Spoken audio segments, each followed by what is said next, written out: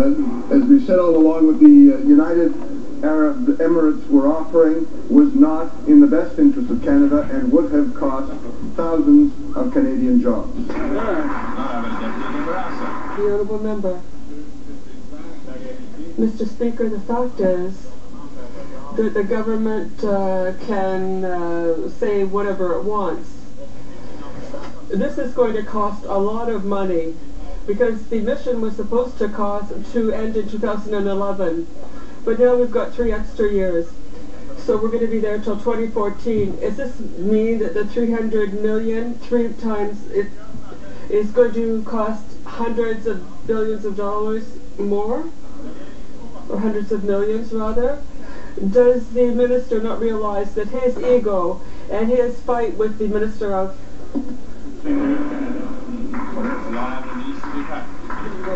the Honourable Minister of State? What the United Arab Emirates was offering was simply not in the best interest of Canada. It would have cost jobs. It was a principled decision on behalf of Canadians. Mr. Speaker, with respect to the cable project at Newfoundland, Labrador, and Nova Scotia, the Minister of Natural Resources of Quebec, Nathalie Normando, said that she was assured by her federal counterpart that the government would not fund this electric transmission line.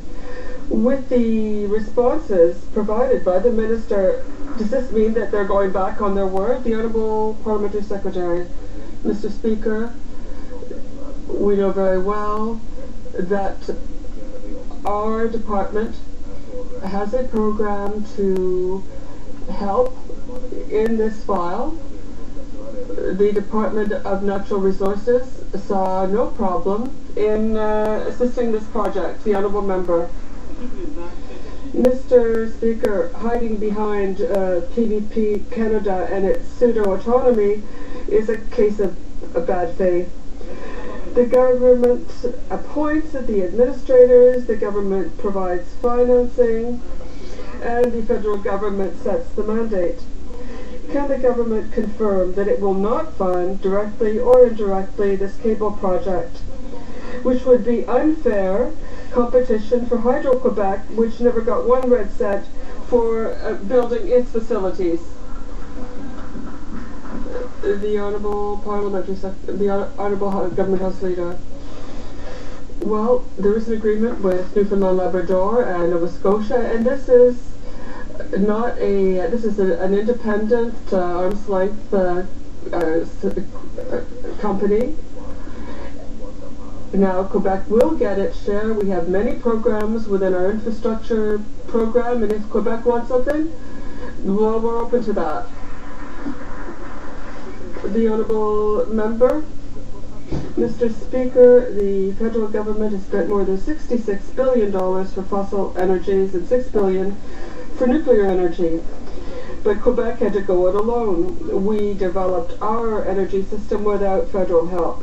Now the government is going to be financing an electric transmission line to get around Quebec and compete on the American market. This is profoundly unfair. Is the government ready to tell us that it will not directly or indirectly fund these transmission lines? It's been answered again today by our House Leader. The government's created the Public-Private Partnership Canada to ensure Canada's infrastructure needs are met while also protecting taxpayers' money. The Crown Corporation operates at arm's length from the federal government. Certainly any province is able and capable of making submissions under that the PPP3 proposal. Mr. Speaker, the federal government can't hide behind this Crown Corporation. It is a creature of the Conservatives. 25% of its funding comes from Quebecers' taxes. The federal government has no right to fund, with money coming from Quebecers, a cable that will help them compete with Hydro-Quebec. Is it not normal that if Newfoundland and Nova Scotia get this network, Let them do as Quebec does, and let them pay for it. Interest in building Canada or building project construction in Canada. And clearly PPP has been put in place at arm's length from the government in order to encourage provinces to come forward with projects. And the government's going to consider those projects. Quebec has the same opportunity as every other province to bring forward projects to PP3, and we welcome them because we want to work with the provinces as we've done in the past, and we will continue to do in the future. Canadians just cannot understand why the Prime Minister is breaking his promise to bring back our troops from Afghanistan. We know that the Liberal leader opened the door to an extension of the military mission in June. We know that the Foreign Affairs Minister then started to negotiate with the Liberals. Will the government now come clean on their negotiations? How many phone calls took place? How many meetings occurred? What else is in this Conservative Liberal deal that keeps our troops in harm's way for 3 more years? This government recognizes the fact that we are a minority government, and we regularly work with opposition members from all three parties. We think that's an important responsibility. I regularly work with members of the New Democratic Party. I've worked with that one, and that one.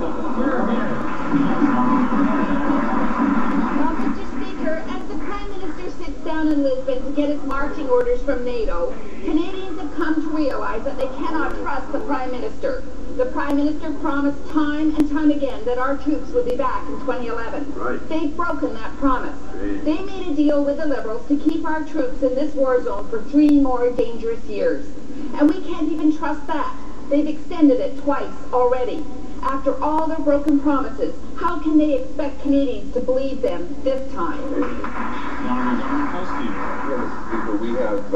We have been very clear with Canadians, we've been very clear with our allies that the combat mission in Afghanistan will end in 2011, and we will honor that promise.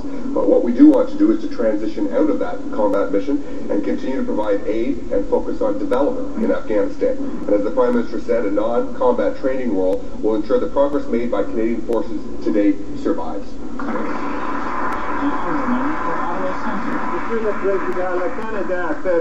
Mr. Speaker, Canada has done more than its share in Afghanistan by extending the military mission.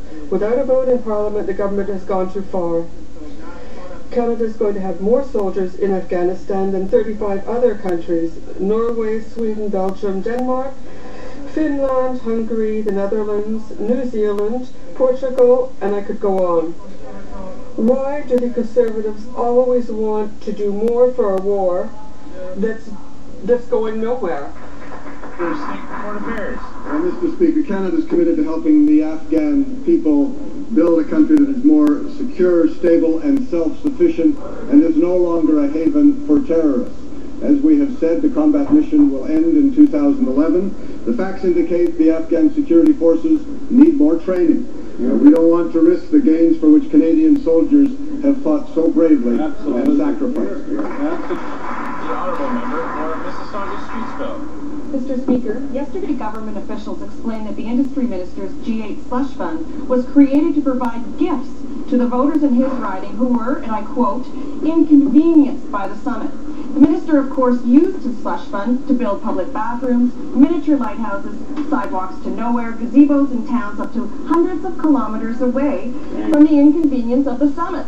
Meanwhile, Toronto business owners received nothing for enduring the inconvenience and the riots that surrounded the G20. Why the double standard, Mr. Speaker? Well, Mr. Speaker, as we have said any number of times, there is a compensation policy in place, and it is exactly the same policy that has been used by previous governments for past summits. All claims were to be submitted by November 18th of this year, that is due this week, in order to be eligible, and that assessment of claims will be made in close cooperation with the Audit Services Canada, payments administered in accordance with Treasury Board policy. The honourable member for Mississauga Streetsville. Mr. Speaker, this morning the Restaurant and Food Services Association said that restaurant owners in Toronto still haven't received the federal compensation they were promised for the business losses they incurred during the G20. I guess to the Conservatives, losing more than half your business at the height of the tourist season isn't an inconvenience if you live in Toronto, nor does it merit compensation. It's been 5 months. When will the Conservatives cut the checks they promised? Deadlock was yesterday. It's not unreasonable that the checks might take longer than 24 hours to be delivered. I would encourage all Canadians, including the member opposite who had questions about the mechanism, to consult the g20.gc.c website for the appropriate answers. The honourable member from Mississauga South. Speaker, 5 months after the G20 billion debacle, the government is still ignoring a parliamentary order to release details of $100 million of contracts which were due by October the 12th. Those expenses were signed off by Julian Fantino, the Conservative candidate in the November 29th Vaughan by-election. Coincidentally, the government will not release the information until December 1st. Why are the Conservatives so desperately trying to hide Julian Fantino and his expenses? Secretary of Public Safety. Well, Mr. Speaker, as I said yesterday, these silly questions will end after November the 29th, but I would remind my colleague across the hall here, the agreement was signed by Ontario Minister Rick Bartolucci, who the member would probably recognize as a Liberal colleague. That was signed in March of 2010. But, Mr. Speaker, as host of a nation of unprecedented back-to-back G8 and G20 summits, we're proud of their success. As we've said all along, the majority of the cost of the summit were security-related. Approximately 20,000 security personnel were tasked with safeguarding both summits. Honourable member from Mississauga South. Well, Mr. Speaker, yesterday that parliamentary secretary told us that the budget was, the 100 million is under budget, in fact. That means that they have the full details now. So here's where we are, Mr. Speaker. The minister is in contempt of Parliament. Julian Fantino is in hiding, and the details of the $100 million are still missing. Since Mr. Fantino has the information now, why doesn't the government find him, bring him to committee, swear him in, and order him to tell the truth and explain how he spent the money? Well, Mr. Speaker, I expect my colleague will be able to ask that member here after November the 29th. Mr. Speaker, they were public statements made by the OPP that their costs are expected to come in well under budget. And Mr. Speaker, that summit was unprecedented in its success. We have been disclosing the full-to-date details of the cost of the summit. That is further proof of our government's commitment to transparency and accountability. The Honourable Member for Vaudreuil-Soulanges. Mr. Speaker, we know that the government doesn't like to be criticised abroad. By refusing that the Bloc Québécois take part in the Canadian delegation at the NATO summit, the Conservatives have made sure that Quebec's voice will not be heard. Can the government guarantee that it will not do the same thing at the Cancun summit on climate change, and that the Bloc Québécois will be able to defend Quebec's vision? Mr. Speaker, I want to be very clear. The member of the Bloc is very welcome to come to the next conference with me. The Honourable Member for Vaudreuil-Soulanges. For Quebec, environment and economy go together. The oil economy is making Canada rich but is impoverishing Quebec. Quebec is well placed, however, to profit from the green economy. The economic future of Quebec is linked to the environment, and so Quebec wants its voice to be heard in Cancun. Will the Minister of the Environment confirm that Quebec's voice will be heard in Cancun? Well, of course, Mr. Speaker.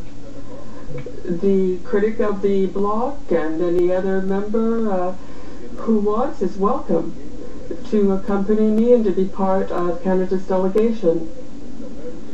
And I'm quite sure that the Minister of the Environment of Quebec will go to Cancun as well, and that's very appropriate. They're all welcome. And if the member for Vaudreuil-Soulanges wants to go, she's also welcome. The Honourable Member for Drummond. Mr. Speaker, the members of the National Assembly unanimously adopted a motion asking for a change to Bill C-32 on copyright. The National Assembly wants to show solidarity with creators and artists who have been criticizing the creation of a new group of workers who will be dispossessed of the products of their work, and this for the profit of big businesses, big distribution. Will the government finally listen to Quebec and change its bill to protect artists and Quebec culture? I appreciate getting this question from my honourable colleague, Mr. Speaker. This Parliament, in fact, a special legislative committee is going to be considering Bill C-32 beginning next week. And I think it's important that the member is aware of how many people actually support this bill. Over 400 film, television, and interactive media companies, 150 chief executives across Canada representing companies with $4.5 trillion in assets, 38 multinational software companies, including Corel, Dell, HP, Apple, IBM, and Intel, 300 of Canada's Boards of Trades Association, 25 university student associations. It's a big page, Mr. Speaker. I hope he has another question. Thank you. The Honourable